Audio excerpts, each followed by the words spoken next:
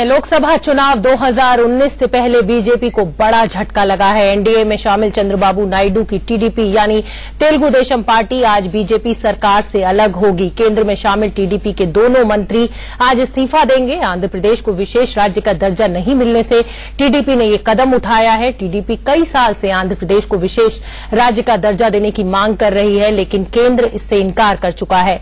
वित्त मंत्री अरुण जेटली ने कहा था कि 14वें वित्त आयोग के तहत किसी को भी विशेष राज्य का दर्जा नहीं दिया जा सकता। हालांकि केंद्र आंध्र प्रदेश को विशेष पैकेज देने के लिए तैयार था, लेकिन टीडीपी विशेष राज्य से पीछे हटने के लिए तैयार नहीं है। तो एक बड़ी हलचल राजनीति के खेमे में मची है और मिशन 2019 से पहले बीजेपी को तगड़ा झटका माना जा सकता है। एक तरफ सरकार से टीडीपी अलग हो रही है, दूसरी तरफ शिवसेना ने भी ऐलान कर दिया था कि वो अलग चुनाव लड़ेगी। तो मिशन 2019 कहीं न कहीं एनडीए के लिए थोड़ा मुश्किल हो सकता है। हमारे साथ हमारे सहयोगी संजय शर्मा जुड़ गए हैं। संजय, चंद्रबाबू नायडू की नाराजगी बजट आने के बाद से ही साफ हो गई थी और कहीं ना कहीं ये जो कदम उठाया गया है ये प्रिडिक्टेड था, लेकिन ये किस तरह का कदम है? आप केंद्र के मंत्रियों से तो इस्तीफा ले रहे हैं, केंद्र सरकार से आप पीछे हट रहे हैं, लेकिन आंध्र प्रदेश में सरकार आप एनडीए में रह के चलाएंगे। क्या मायने निकाले जाए और क्या हलचल आने वाले दिनों में हम देख सकते हैं राजनीति में? शोभना, चुनावी साल है, लिहाजा चंद्रबाबू नायडू पोजीशनिंग कर रहे हैं। उनको आंध्र प्रदेश में चुनाव लड़ना है और उनकी परेशानी का कारण आंध्र प्रदेश को स्पेशल स्टेटस से ज्यादा वाईएसआर कांग्रेस की रणनीति है। वाईएसआर कांग्रेस जिसके नेता जगनमोहन रेड्डी, उन्होंने इस बात को लेकर के बड़ा मुद्दा बना रखा है, जनता में जा रहे हैं स्पेशल स्टेटस की मांग को लेकर के, आंध्र प्रदेश को विशेष राज्य का दर्जा देने को लेकर के।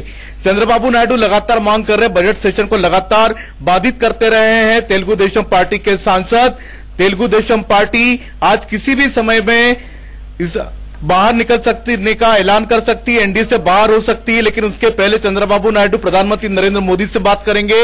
हमसे यही कहा जा रहा है कि आज खुद प्रधानमंत्री नरेंद्र मोदी चंद्रबाबू नायडू से बात करने वाले, फोन लगाने वाले, लेकिन ये बातचीत कब होगी, कितनी बजे होगी, इसकी अभी फिलहाल कोई जानकारी नहीं मिल रही है। प्रधानमंत्री नरेंद्र मोदी से बात करने के बाद ही एनडीए से बाहर आने जैसा सख्त कदम उठा सकते हैं चंद्रबाबू नायडू। उनके दोनों मंत्री इस समय फोन का इंतजार कर रहे हैं। बिल्कुल जैसे चंद्रबाबू नायडू के यहां से फोन आएगा वैसे ही दोनों मंत्री इस्तीफा देने के लिए तैयार हो जाएंगे, पीएमओ को इस्तीफा भेज देंगे। जी बिल्कुल संजय, ये हम समझ सकते हैं साफ साफ कि चंद्रबाबू नायडू जो है वो दबाव की रणनीति में इस समय काम कर रहे हैं और वो पूरा दबाव बनाना चाहते हैं सरकार के ऊपर। बहुत बहुत धन्यवाद आपका इस पूरी जानकारी के लिए। और अब रुख कर लेते हैं मेरी सहयोगी रचना का, जो हमें बताएंगी कि क्या होता है विशेष राज्य का दर्जा जिसकी मांग आंध्र प्रदेश सरकार कर रही है।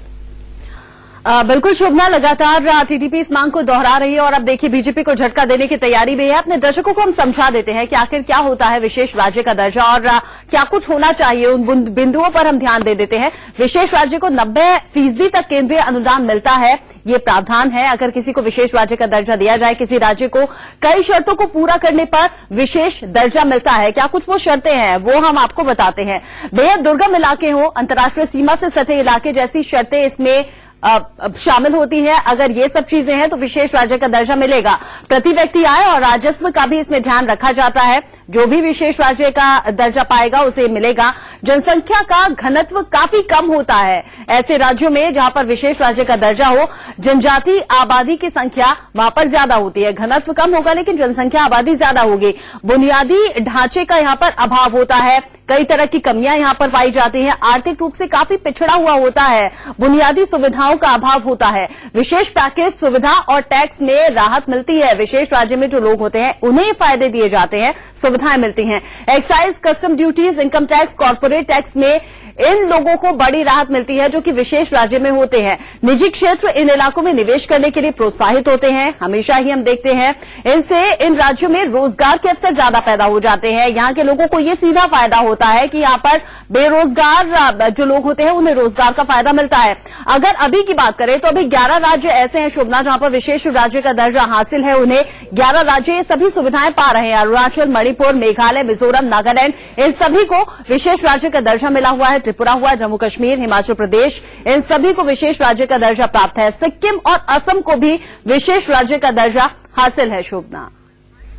बहुत बहुत धन्यवाद रचना आपका। और आपने हमें बहुत अच्छी जानकारी दी कि 11 राज्यों को विशेष राज्य का दर्जा मिला हुआ है, लेकिन जो गतिरोध बना हुआ है वो आंध्र प्रदेश को लेकर बना हुआ है। और इस समय की एक बड़ी खबर, ब्रेकिंग खबर आ रही है, नायडू सरकार से आंध्र प्रदेश के बीजेपी मंत्रियों ने इस्तीफा दे दिया है। अभी तक तो ये कहा जा रहा था कि जो नायडू सरकार के टीडीपी के जो 2 केंद्रीय मंत्री हैं वो केंद्र सरकार से अपना इस्तीफा देंगे, लेकिन ये बड़ी खबर आ रही है कि आंध्र प्रदेश के जो बीजेपी के मंत्री थे, एनडीए की सरकार है आंध्र प्रदेश में और उसमें बीजेपी के मंत्रियों ने इस्तीफा दे दिया है। तो कहा जाए तो ये लड़ाई कुछ गहरी होती नजर आ रही है। दोनों ही पक्षों की तरफ से ये दबाव बनाया जा रहा है एक दूसरे के ऊपर।